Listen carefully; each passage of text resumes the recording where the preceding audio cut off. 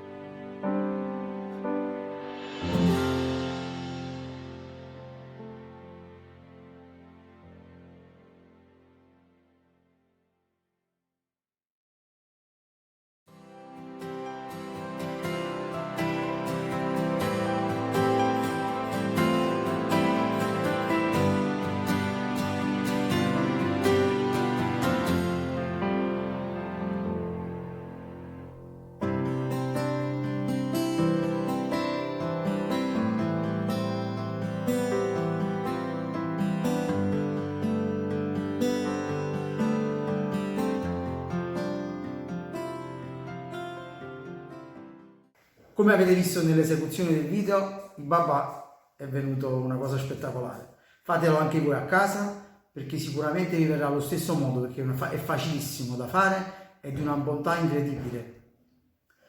Ragazzi, mi raccomando, lasciate un like se vi è piaciuto il video, iscrivetevi al mio canale e seguitemi su Instagram. Non ho potuto fare l'assaggio perché già è morto il babà, quindi non l'ho potuto fare. Ragazzi, alla prossima ricetta. Un bacio.